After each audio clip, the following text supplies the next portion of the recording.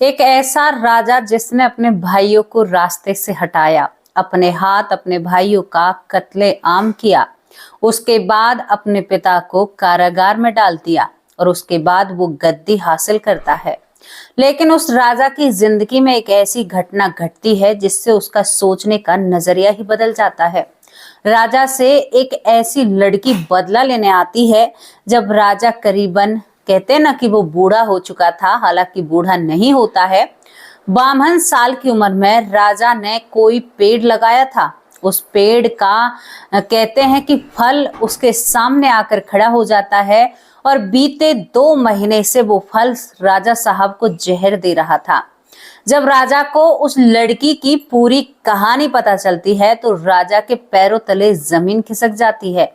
आखिर क्यों एक 15 साल की लड़की राजा को जहर दे रही थी, और वो भी एक ऐसे क्रूर राजा को जिसने शायद अपनी प्रजा के साथ भी अच्छा नहीं किया था, प्रजा को भी तहस नहस कर दिया था। जहां पर उसके कदम पड़ते थे वहां पर जमीन थर्राने लगती थी, आसपास लोग घबराने लगते थे। उसका चेहरा देखना कोई पसंद नहीं करता था, लेकिन वो अपने मजहब के प्रति बहुत ही ज्यादा कहते हैं ना कि अपने मजहब के प्रति बहुत ज्यादा कट्टरपंता उसमें भरी हुई थी। आज उस राजा का जिक्र मैं क्यों कर रही हूँ, मुझे क्या जरूरत आन पड़ी, क्योंकि वहां पर भी एक ऐसा किस्सा जुड़ा हुआ है जिस किस्से को लोग अपने तरीके से समाज के सामने पेश करते हैं। लेकिन आज इस किस्से को मैं अपने परिवार को बताना चाहती हूँ और इस किस्से की पूरी कहानी आपके सामने रखना चाहती हूँ। कहानी को सुनने के बाद बताना कि ये कहानी कितनी सत्य है और कितना इसमें इधर उधर की बातें मिलावटी हैं। दोस्तों, यहाँ पर एक 15 साल की लड़की कितनी हिम्मत करके एक राजा को 2 महीने से जहर दे रही थी और कोई उसे कैसे नहीं पकड़ पाया, ये बहुत ताज्जुब की बात थी। और जबकि वो राजा जिसने शायद अपने भाइयों को नहीं बख्शा था, जिसने भारत में एक ऐसा शासन कायम करने की कोशिश की थी। देखो दोस्तों, हमारे जितने भी राजा रहे हैं, बहुत कम परिवार को क्षतिग्रस्त किया है उन राजाओं ने। लेकिन जब से मुगल काल इस देश में आया है, यहाँ पर एक प्रथा सी बन चुकी थी कि जो भी राजा बनेगा उसे अपने भाइयों को या पिता को बंदी बनाकर, यानी आप सोच कर देखिए कि एक राजा का अंत समय उसके सामने रहा करता था, क्योंकि राजा बनने के बाद उसका भी तो बेटा जन्म लेगा। जिन बेटों को पाल पोस कर बड़ा करते हैं वो बेटा आपकी गर्दन पर तलवार रखकर खड़े हो जाते हैं। मुगलों का ये चीज सबसे ज्यादा अलग थी और ये कहीं ना कहीं उनकी क्रूरता को दर्शाती थी। सोचकर देखिए, यहाँ पर शाहजहां के बेटे ने क्या किया था उसके साथ, सभी भाइयों को इस दुनिया से दूर किया था। शाहजहां जिसके नाम पर कहते हैं कि भाई ताजमहल उसने अपनी मलिका की याद में बनवाया था, कहते हैं जिस कारागार में उसे डाला गया था वहां से एक जंगले यानी एक खिड़की से बस वो उस ताजमहल को ही देख भर सकता था। उसी के सहारे उसने अपने आखिरी सांसें ली थी। उसके बेटे ने भी उसके साथ यही किया था। औरंगजेब ने भी अपने भाइयों को रास्ते से हटाकर पिता को कारागार में डाला था। आखिर इनका इतिहास ऐसा क्यों है? क्यों बुढ़ापे में एक पिता को, जिस पिता को सेवा की जरूरत थी, उस पिता को कारागार में जिंदगी बितानी पड़ती थी? क्यों एक 15 साल की लड़की बदला लेने के लिए आई थी 55 साल के राजा से, 52 साल के राजा से? ऐसा क्या था? क्या इसकी जिंदगी से तार जुड़े थे? क्या इस लड़की के साथ हुआ था जो इसने ऐसा किया? चलिए आपको एक कहानी और एक घटना बहुत ही प्रचलित बताती हूँ। एक क्रूर राजा भी प्रेम करता है। एक वेश्या से राजा को प्रेम होता है। राजा की प्रेम कहानी का एक फल उत्पन्न हो जाता है और वो फल भी दूसरा जन्म लेकर राजा से बदला लेता है। कैसी ये कहानी है, तो चलिए आपको बताती हूँ। आप यहाँ पर जो औरंगजेब को तो आप सभी जानते होंगे। औरंगजेब एक ऐसा क्रूर राजा जिसने भारत में जितनी तबाही मचाई थी, शायद आप उसे आज सुनकर ये कर देते होंगे कि चलो कोई बात नहीं, लेकिन बहुत मंदिरों को तोड़ा गया था, हिंदुओं के ऊपर अत्याचार हुआ था, हिंदुओं को इस कदर कर दिया था उनके देश में ही कि शायद वो कहीं के ना इधर के थे ना उधर के थे। औरंगजेब जब एक सेनापति के रूप में काम करता है तो अपनी माँ के, बहन के, पति की सेना में वो भर्ती रहता है। औरंगजेब वहां पर उसकी माँ की बहन का पति एक मुजरा देखा करता था और उस मुजरे में एक महिला आती है। दोस्तों, इस महिला का नाम हीराबाई होता है। हीराबाई गजब की खूबसूरत महिला थी, बहुत सुंदर नृत्यिका, बहुत सुंदर गायिका, और उसका नृत्य देखकर औरंगजेब फिदा हो जाता है। इसके बाद जब यहाँ पर औरंगजेब की माँ की बहन का जो पति होता है, यानी मौसी का जो पति होता है, वो कहता है कि तुमने मुझे कई चीजें जीत कर दी हैं, बताओ तुझे इनाम में क्या चाहिए। तो औरंगजेब एकदम से यहाँ पर हीराबाई को मांग लेता है कि ये अब आपकी महफिल में मुजरा नहीं करेगी, ये आज से मेरी है। कहते हैं कि औरंगजेब जो हीराबाई होती है उसके प्यार में इतना बावला हो जाता है। जो व्यक्ति कट्टर था, बिल्कुल भी अपने जो उसका पंथ था, जो उसका धर्म था, उसके प्रति इतना कट्टर था कि वो शराब को भी हाथ नहीं लगाता है, लेकिन जब हीराबाई उसे शराब परोस कर देती है तो वो शराब को भी नहीं छोड़ता है। औरंगजेब एक तबाइक के प्यार में इतना बावला हो चुका था कि वो सुध बुध भूल जाता है। कहते हैं कि शुरुआत में जब औरंगजेब की नजर हीराबाई पर पड़ती है तो वो 2 दिन में होश में आता है, यानी 2 दिन तक वो बेहोश ही पड़ा रहता है। ये लिखने वाले लिखते हैं, ये हमने नहीं कहा है। जब वो प्यार हुआ था तो वो प्यार चलता है। हीराबाई की एक बेटी भी थी, एक बेटी थी हीराबाई की, और हीराबाई की बेटी भी बहुत खूबसूरत थी अपनी माँ की तरह। हीराबाई ने अपनी बेटी को नजाकत सिखाई थी, और हीराबाई की बेटी कुल 13 साल की होती है उस वक्त जब वो उसकी माँ से प्रेम कर रहा था। इसके बाद ये दिल्ली की सल्तनत पर अपनी हुकूमत कायम करता है, दिल्ली में ये राजा बन बैठता है। दूसरी तरफ हीराबाई जो बीमार हो जाती है। हीराबाई एक संदेश औरंगजेब को लिखवाती है। औरंगजेब सब कुछ छोड़ छाड़ कर हीराबाई के कोठे पर आता है, और जब हीराबाई को देखता है तो उसके पैरों तले जमीन खिसक जाती है। हीराबाई आखिरी सांसें ले रही थी। उसको कोई ऐसी बीमारी हुई थी कि औरंगजेब और हीराबाई की प्रेम कहानी करीबन 1 साल ही चल पाती है। 1 साल के भीतर जो हीराबाई होती है, यहाँ पर 1654 में हीराबाई की मृत्यु हो जाती है। दोस्तों, जब हीराबाई की मृत्यु हो जाती है तो औरंगजेब टूट जाता है। अभी अभी सत्ता हाथ में आई है और उसकी प्रेमिका इस दुनिया से जा चुकी है। यहाँ पर औरंगजेब ने 2 हिंदू महिलाओं से भी शादी की थी, एक मराठा थी और एक कहीं और से होती है।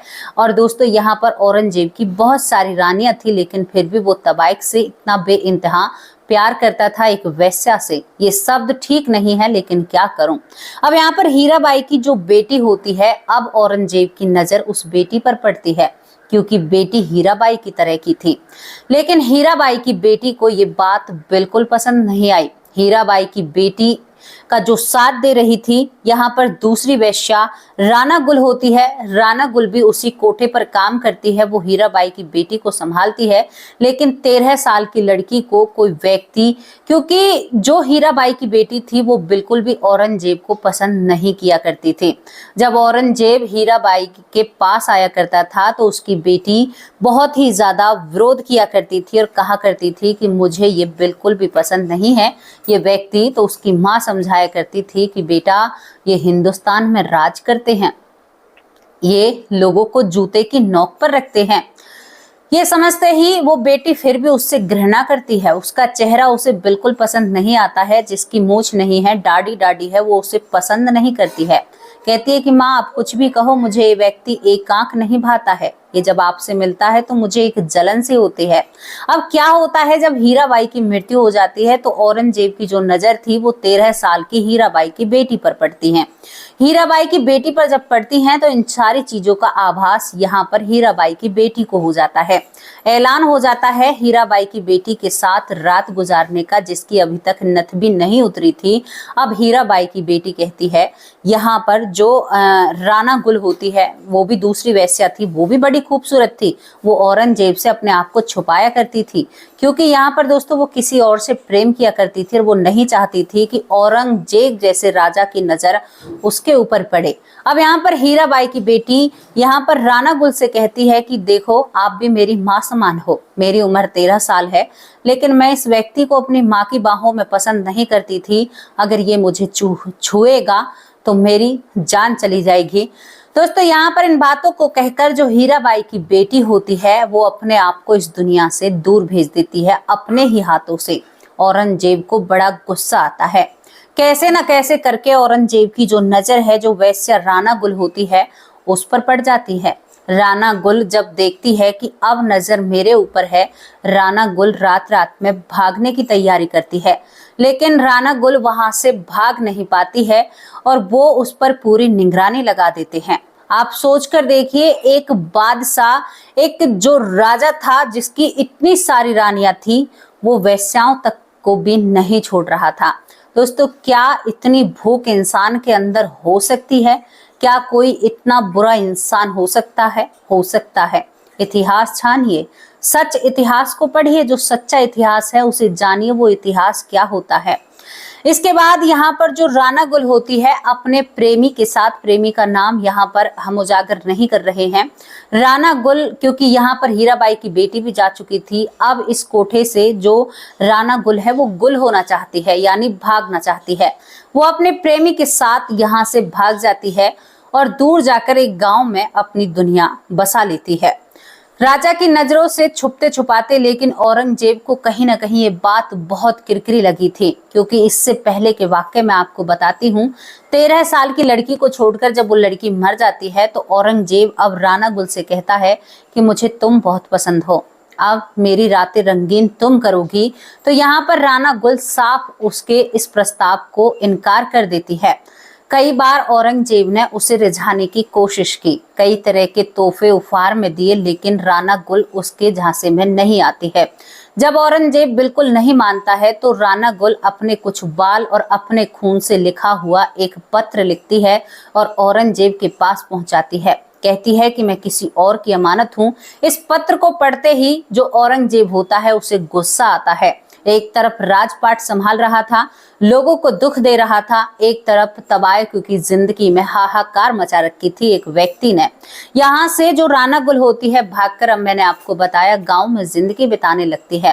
दोस्तों, इन सब के बीच में जो हीराबाई होती है उसको करीबन 1 साल मरे हुए होता है। तभी यहाँ पर जो राणा गुल होती है अपने प्रेमी के साथ रहते हुए गाँव में वो पति पत्नी बताते हैं तो वो गर्भवती हो जाती है। गर्भवती होने के बाद राणा गुल 9 महीने बाद एक सुंदर सी कन्या को जन्म देती है। सुंदर सी जब कन्या होती है तो उस कन्या के गले पर एक नीला निशान था, लेकिन राणा गुल सोचती है कि वैसे ही निशान होगा। राणा गुल ने वो जिंदगी छोड़ दी थी जहां पर वो बादशाहों की रातें रंगीन किया करती थी। अब वो अपने पति के साथ एक आम जिंदगी गांव में अकेली रहकर गुजार रही थी। किसी से ज्यादा मतलब नहीं होते हैं, लेकिन जैसे जैसे ये लड़की बड़ी हो रही थी, यहाँ पर जो इस लड़की का नाम राणा गुल रखती है, इस लड़की का इस जन्म में रंग गुल नाम रखा जाता है, यानी रंगों से भरी। बहुत मतलब इतने हजार रंग हमारी जिंदगी में भर दिए हैं, तो रंग गुल इसका रखा जाता है। और दोस्तों, जब ये हीराबाई की बेटी थी तब इसका नाम बानू होता है। अब आपकी पूरी कहानी समझ में आ रही होगी। इसके बाद ये रंग गुल बन जाती है, धीरे धीरे ये बड़ी होती है, लेकिन यहाँ पर राणा गुल को भी नहीं पता था कि उसकी बेटी उसके सामने इस तरह के राज खोलेगी। जब धीरे धीरे यहाँ पर रंग गुल बड़ी होती है तो राणा गुल को कुछ समझ में आने लगता है। 2 साल की लड़की औरंगजेब का नाम लेती है, जो औरंगजेब सिर का दर्द बना हुआ था उसकी माँ के में। वो माँ कहती है कि ये लड़की मेरे दुश्मन का नाम क्यों लेती है। औरंगजेब औरंगजेब कहकर पुकारा करती थी। धीरे धीरे जब ये 3 साल की होती है तो कहती है कि औरंगजेब दुश्मन है मेरा। जब ये 4 साल की होती है तो कहती है औरंगजेब की वजह से मैंने ये दुनिया छोड़ी, मैं औरंगजेब को नहीं छोड़ूंगी। एक बदले की भावना से ये लड़की बड़ी हो रही थी, जिसका रंग गुल नाम होता है, जो राणा गुल की बेटी होती है। और यहाँ पर धीरे धीरे जब ये बड़ी होती है तो अपनी माँ के सामने सच रखती है। कहती है कि मैं तो हीराबाई की बेटी हूँ, आपकी कोख से पैदा हुई हूँ, मैं बानू हूँ और आपने मुझे पहचाना नहीं। वो उसे भी माँ ही बुलाया करती थी, तो बहुत जल्दी घुल मिल जाती है उसके साथ। कहती है कि माँ, मैं उस व्यक्ति को, उस बादशाह को नहीं छोड़ूंगी। बादशाह होगा अपने घर का होगा, हमने अपना इतना बड़ा महल छोड़ दिया। उस समय में जो वेश्याएं हुआ करती थी उनके घराने भी कोई महलों से कम नहीं हुआ करते थे, बादशाहों की छत्र छाया में। दोस्तों, यहाँ पर धीरे धीरे ये लड़की बड़ी होती है और ट्रेनिंग लेती है, भागने से लेकर पूरी तलवारबाजी सब कुछ सीखती है। आज ये वो बानो नहीं रही है जो पिछले जन्म में बानो थी, बेबस लाचार। आज एक बहुत लड़ाकू लड़की लड़की पैदा हो जाती है। इसके बाद जो राना गुल होती है वो कहती है कि नहीं बेटा, मैं तुम्हें उस राजा के पास नहीं जाने दूंगी। लेकिन ये लड़की सारी चीजें इकट्ठी करती है। 10 साल की उम्र में इसके अंदर बदले की भावना इतनी थी कि ये घर से भागने को तैयार हो जाती है। दोस्तों, माँ पूरा ध्यान रखती है राना गुल रंग गुल का, लेकिन रंग गुल समझने को तैयार नहीं थी, जो पिछले जन्म में बानो होती है, जिसने औरंगजेब के कारण थोड़ा सा मतलब अपनी जिंदगी को खत्म कर दिया था। इसके बाद धीरे धीरे बात आगे बढ़ती है और ये लड़की 15वीं साल में चलती है। जैसे ही इसका 15वां जन्मदिन बनता है, यानी शुभकामनाएं दी जाती हैं, वैसे ही रानू गुल अपनी बेटी के लिए राना गुल जो होती है एक लड़का तलाशने लगती है। लेकिन रंग गुल अब उस घर को छोड़कर फरार हो जाती है। अब तक उसने पूरी जानकारी इकट्ठा कर ली थी। पूरी जानकारी इकट्ठा करने के बाद यहाँ पर वो औरंगजेब के महल में पहुंच जाती है। दोस्तों, उसने ऐसा कुछ चक्कर घुमाया था कि वहां पर वो दासी के रूप में पहुंचती है। दासी के रूप में भी वो थोड़े से दिन में ही उस पद पर पहुंच जाती है। अब यहाँ पर माँ डरती है कि अगर मैं वहां पर जाऊंगी तो औरंगजेब मुझे मार डालेगा, क्योंकि वो पहले से ही उसकी छानबीन में था। दोस्तों, यहाँ पर 15 साल कैसे निकल चुके ये इस परिवार को भी नहीं पता होता। औरंगजेब 52 साल का हो चुका था। इसके बाद यहाँ पर रंगुल जो होती है बहुत जल्दी इस औरंगजेब के करीब हो जाती है। जब औरंगजेब रंगुल को देखता है तो उसे किसी की याद सताती है, हीराबाई की याद सताती है। तभी औरंगजेब ने इस दासी को अपने सबसे करीब रखा था, क्योंकि वो सच्चा प्रेम करता था हीराबाई से। अब वो कभी कभी इससे कहा करता था कि ये तुम्हारी जो शक्ल है मुझे मेरे बीते हुए कुछ लोगों की याद दिलाती है। यहाँ पर जो रंगुल होती है अपने दुपट्टे को कसकर पकड़ लेती है, क्योंकि उसके अंदर गुस्सा भरा था। दोस्तों, वो हर रोज इस राजा के खाने में धीमा धीमा जहर मिलाती रही। धीमा धीमा जहर मिलाती है। वो जहर ऐसा था कि उसे आज खाने से आपकी मृत्यु नहीं होगी, करीबन आपको 4 महीने उस जहर को खाना होगा। 2 महीने बड़ी सफलता पूर्वक जो रंग गुल होती है उस जहर को मिलाने में कामयाब हो जाती है। लेकिन दूसरी तरफ जो बादशाह था, औरंगजेब था, उसकी तबीयत खराब होने लगती है, उसका स्वास्थ्य बिगड़ने लगता है। वैद्य जी को बुलाया जाता है। वैद्य जी भी इस जहर को नहीं पकड़ पाता है। लेकिन इसके बाद औरंगजेब को इस दासी पर शक होने लगता है जो रंगुल होती है। शक के दायरे में, क्योंकि उसने एक दिन खुद अपनी आंखों से, क्योंकि उसकी जब सेहत खराब हो रही थी तो यहाँ पर वैद्य ने कहा था कि कोई जहर है बादशाह तुम्हारे खाने में या किसी भी चीज में जो तुम्हारे शरीर में घुल रहा है। मतलब इतना ठीक से अब कैसे निकाला जाए, मतलब जो इंसान कर रहा है उसे कैसे निकाला जाए। यहाँ पर भारी 1 हफ्ते के प्रयास के बाद यहाँ पर रंगुल को पकड़ लिया जाता है। कुछ लोगों की मेहनत से और इसकी जानकारी निकालते हुए जब रंगुल को पकड़ा जाता है तो बादशाह उसे पकड़ता है और कहता है कि तू ऐसा क्यों कर रही है, मैंने तेरा क्या बिगाड़ा है, तुझे तो मैंने यहाँ पर काम दिया था। वो झटके से हाथ छुटाती है और एक छुरी निकालकर बादशाह की गर्दन पर रख देती है। कहती है कि मैं उसी हीराबाई की बेटी हूँ जिसके साथ तुमने अपनी रातें रंगीन की हैं, जिसकी तुम्हें याद सताती है ना मुझे देखकर, मैं उसी की बेटी हूँ, तुझे नहीं छोड़ूंगी मैं। यहाँ पर 2-4 लोग इस रंगुल को पकड़ते हैं। दोस्तों, इसके बाद कहता है कि मामला समझ में नहीं आया। हीराबाई की एक बेटी थी जिसका नाम बानू था, वो भी इस दुनिया से जा चुकी है, तुम क्या कह रही हो? तो ये कहती है कि वो जा चुकी है लेकिन वापस भी लौट कर आई है। क्या तुम्हें यहाँ पर राना गुल याद है? मैं राना गुल की बेटी के रूप में वापस लौट कर आई हूँ। मेरा नाम रंगुल है और बादशाह मैं तुम्हें नहीं छोड़ूंगी, तुमने बहुत अत्याचार किया है। हीराबाई यहाँ पर हिंदू नहीं थी और जो राना गुल होती है वो एक हिंदू थी। दोस्तों, यहाँ पर ये मतलब इसका एंड थोड़ा सा बहुत बेकार सा होता है। यहाँ पर राना की बेटी जो होती है रंगुल, वो अपने मकसद में कामयाब नहीं हो पाती है। सब हैरान हो जाते हैं जितने मुस्लिम होते हैं कि कैसे, पुनर्जन्म को तो वो लोग मानते ही नहीं हैं।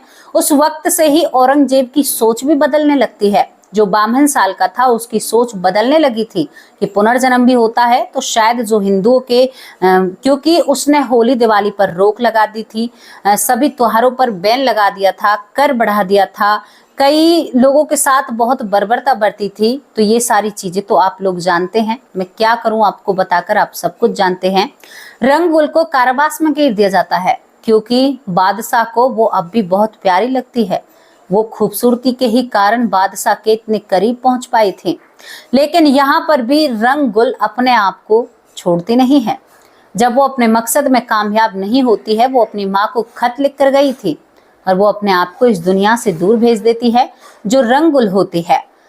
अब की बार भी नहीं हुई, उसके बाद का उसका कोई भी जिक्र नहीं है। कुछ लिखनेहार बारे लिखते हैं कि यहाँ पर जो राणा गुल थी, उसने रंगुल के जरिए बदला लिया था, अपनी दासी को भेजा था इससे बदला लेने के लिए। कुछ लोग कहते हैं कि उसका पुनर्जन्म हुआ था। कई कई भ्रांतियां हैं, लेकिन औरंगजेब की सोच इस वक्त से ही बदल चुकी थी। लेकिन अब तक उसने पूरे भारतवर्ष में बहुत आतंक मचा दिया था। गुरुदेव बहादुर और संभाजी जैसे बड़े बड़े संतों के साथ जो कुछ औरंगजेब ने किया था, जनेऊ जितने हुआ करते थे, करहा की करहा भर जाया करते थे। तो यहाँ पर दोस्तों ये घटना इस तरह से घटित होती है। उसके बाद औरंगजेब अपना इलाज कराता है। इलाज के दौरान वो ठीक भी होते हैं। हालांकि इसके बाद उसकी जो मृत्यु होती है वो भी कम बुरी नहीं होती है। औरंगजेब जब 88 साल के होते हैं, 88 साल में 1707 में उनकी मृत्यु हुई थी, 88 साल की उम्र में। कहते हैं औरंगजेब मानसिक रूप से पागल हो चुका था, पागल बनकर रहता है और पागल होते ही उसकी मृत्यु हुई थी। करनी का भोग तो हर किसी को भोगना पड़ेगा। किसी की आस्था को, किसी के भगवान को तुम अगर ठेस पहुंचाओगे तो तुम्हें भी तो भोगना होगा। तो दोस्तों यहाँ पर औरंगजेब की मृत्यु तो वैसे भी अच्छी नहीं थी, लेकिन ये ऐसा वाकया था जिस पर काफी लोगों ने बहुत कुछ अपनी तरह से लिखा है और इस पर बहुत लोग कई चीजों को अलग तरीके से लिखते हैं। औरंगजेब नहीं चाहता था कि ये बात समाज के सामने आए। अगर बात सभी के सामने आई तो उसके जो कहते हैं ना कि उसके सामने जो उसके जूते या तलवे चाटा करते थे, उनके सामने ये बात आएगी तो वो लोग समझेंगे कि भाई हिंदुओं की जो मान्यताएं हैं वो सत्य हैं और कहीं ना कहीं उसकी जो क्रूरता थी उसमें कमी आती और कहीं ना कहीं उनकी जो फैन फॉलोइंग है, आज के युग में बोलूं, उनकी जो फैंस थे वो शायद कहीं ना कहीं विचलित हो जाते इस चीज को देखकर। तो औरंगजेब ने इस चीज को बहुत ज्यादा गोपनीय रखा। तभी यहाँ पर उन्होंने रंगबानू को मृत्यु दंड नहीं दिया था, लेकिन रंगबानू कारागार में अपने आप को खत्म कर लेती है क्योंकि उसे पता था कि इससे आगे उसके साथ क्या होने वाला है, क्या बर्बरता वो लोग बरतेंगे, क्या उसके शरीर के साथ किया जाएगा। 15 साल की उम्र होती है। तो दोस्तों ये थी एक पुनर्जन्म की घटना जहां पर बहुत कुछ ऐसा होता है। रंगबानू अपनी माँ के लिए भी बहुत क्रोधित हुआ करती थी। वो कहती थी कि माँ तुम एक ऐसे व्यक्ति से कैसे प्यार कर सकती हो जिसकी शक्ल ही मुझे देखने में अच्छी ना लगे। एक बच्ची थी, उस समय भी बच्ची थी, इस समय भी बच्ची थी। तो आप इस पर क्या कहना चाहते हो? ये घटना कैसी लगी आपको? अपनी राय कमेंट बॉक्स में जरूर रखना। लेकिन दोस्तों यहाँ पर औरंगजेब ने हमारे भारत को बहुत ही दुख पहुंचाया है, हमारे भारत को तोड़ दिया है। हमारे जो आज विवाद खड़े हैं शायद उसी औरंगजेब की वजह से हैं, जो रात रात भर में मंदिर को तुड़वाकर मस्जिद का काम किया करता था। उसी औरंगजेब की बदौलत है। सभी को इतिहास पता है लेकिन सभी मौन होकर बैठ जाते हैं। इतिहास को आप झुटला नहीं सकते, जो अत्याचार हुआ है आप उसको छुपा नहीं सकते। कैसी लगी आपको स्टोरी? अपनी राय कमेंट बॉक्स में जरूर रखना और जैसी भी आपको लगी हो अपनी राय जरूर रखा कीजिए, उससे हमें बहुत ज्यादा प्रेरणा मिलती है। कमेंट आज उन लोगों के नाम लेती हूँ और रोज लेती हूँ। मेरा प्यारा परिवार, डॉक्टर सुरेश सोनी बड़े भाई हैं, बहुत अच्छे बड़े भाई हैं। मिष्टी सोनी मेरी भतीजी है। डॉक्टर सुरेश सोनी लाडो बिटिया राधा रानी कहकर बुलाते हैं। हिमांशु सोनी मेरा भतीजा है। सीमा अरोरा दिल्ली से, जिनका कल जन्मदिन था और हम उनका जन्मदिन विश नहीं कर पाए क्योंकि हमें लगा कि उनका जन्मदिन 15 तारीख को है। तो सॉरी मेरी प्यारी बहन, आज आपको happy birthday to you, happy birthday to you आपको विश करते हैं। आपकी जिंदगी हजारों साल हो, आप हमेशा खुश रहें, सुखी रहें। यहाँ पर हनी राव बहुत बहुत धन्यवाद। बुए लाल साहब बहुत बहुत धन्यवाद। मीनू मिश्रा बहुत प्यारी बहन है, रोज कमेंट करती हैं। ऐश्वर्या माँ बहुत ही प्रेम और प्यार करती हैं, मैं उनकी बेटी हूँ। यहाँ पर शिव पांडे बहुत अच्छे भाई हैं। शकुंतला देवी बहुत अच्छी बहन है, 3 शकुंतला बहन है। सुरेंद्र पाल कौर बहुत अच्छे कमेंट करती हैं, बहुत ही उम्दा कमेंट होते हैं। साक्षी M2 बहुत अच्छे कमेंट होते हैं। यहाँ पर बासमती सुनार भाई, आपका नाम बहुत अजीब है, बहुत बहुत धन्यवाद आपका। पूजा पांडे, बहुत बहुत धन्यवाद। बीबी सिंह भाई बहुत अच्छे कमेंट करते हैं। रितिका जैन बहुत अच्छी बहन है। सीमा बहन लखनऊ से बड़ी बहन है, हमेशा बहुत प्रेरणादायक और प्यार भरी कमेंट करती हैं। अंजना कुमारी बहुत बहुत धन्यवाद। अंजू बहन बहुत बहुत धन्यवाद। ललिता यादव माँ, मेरी बहुत प्यारी माँ है ललिता यादव माँ। और यहाँ पर मेरी प्यारी माँ हरियाणा से मुझे देखती हैं, बहुत अच्छे कमेंट करती हैं। योग माया साहू बहुत अच्छी बहन है। बिमला दलाल मेरी प्यारी माँ है, बहुत अच्छे कमेंट करती हैं। अमर कुमार बहुत बहुत धन्यवाद। कुशम कुमारी बहुत बहुत धन्यवाद। भूप सिंह भाई बहुत अच्छे हैं। पारस जाखड़ भी बहुत अच्छे हैं। मंजू चौधरी बहुत उम्दा कमेंट करती हैं। वंदना शर्मा बहुत बहुत धन्यवाद। यशवंती माँ कैसे हो आप, बहुत अच्छे कमेंट करते हो। पिंटू पाटिल बहुत बहुत धन्यवाद। केवी ज्यादा राजकोट बहुत अच्छे कमेंट करते हैं। दोबारा ललिता माँ कैसे हो आप। यहाँ पर मुकेश भाई बहुत बहुत धन्यवाद। बबीता सिंह दिल्ली से बहुत प्यारी बहन है। लखविंदर सिंह भाई बहुत बहुत धन्यवाद। रेणु शर्मा बहुत अच्छे भाई हैं। डॉक्टर तुलसीदास बहुत अच्छे भाई हैं। शर्मा मिश्रा बहुत बहुत धन्यवाद। रामा मिश्रा बहुत बहुत धन्यवाद। अरुण त्रिपाठी, कभी कभी तो कुछ लोगों के नाम मिले जुले से होते हैं। अरुण त्रिपाठी बहुत बहुत धन्यवाद। पुष्पा शर्मा बहुत अच्छी बहन है। गीता जी बहुत बहुत धन्यवाद। मधुपमन माँ बहुत अच्छी माँ है, मथुरा से देखती हैं। पीहू हेला बहन बहुत अच्छे कमेंट करती हैं। ज्योति श्रीवास्तव बहुत अच्छे कमेंट करती हैं। वंदना चंदेल बहुत अच्छे कमेंट करती हैं। वंदना चंदेल भी। यहाँ पर पुष्पा पांडे बहुत बहुत धन्यवाद। सीता शर्मा बहुत अच्छी बहन है। सीता दलाल भी बहुत अच्छी बहन है। प्रेम शंकर मिश्रा बहुत बहुत धन्यवाद। शरीफ बाला बहुत प्यारी बहन है।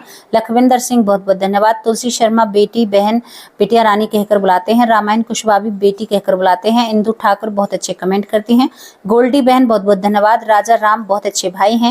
सीता देवी बहन बहुत अच्छी हैं। सीता देवी हमें बेटी कहकर बुलाती हैं। सीता शर्मा हमें बहन कहकर बुलाती हैं। प्रमोद कुमार बहुत बहुत धन्यवाद। ज्योति श्रीवास्तव हमें माँ का दर्जा हमने उन्हें दिया है, माँ की तरह वो हमें ट्रीट करती हैं। मेरा परिवार बहुत अच्छा है, बहुत ही प्रेरणादायक। यहाँ पर सभी कमेंट करते हैं, प्यार भरे कमेंट करते हैं, आगे बढ़ने का मौका देते हैं। खुश हो जाइए, जल्दी सी हमारा बटन आने वाला है, हम सब का बटन आने वाला है, यूट्यूब बटन। तो जल्दी जल्दी खुश हो जाइए, बस 200 की कसर रह चुकी है और जल्द ही बटन आप लोगों के ही सामने खोला जाएगा। और कितने खुश होंगे आप उस समय तो मैं आपको देखूंगी। और अब आप लोगों से विदा लेती हूँ। मेरे भाई रह चुके हैं महेंद्र दीक्षित, राजा राम भाई बहुत अच्छे कमेंट करते हैं। बहुत सारे भाई हैं जो रह चुके हैं, बहन भी रह चुकी हैं, लेकिन कल उन सभी के नाम के साथ हाजिर होंगी। तब तक के लिए नमस्कार, जय हिंद, जय भारत।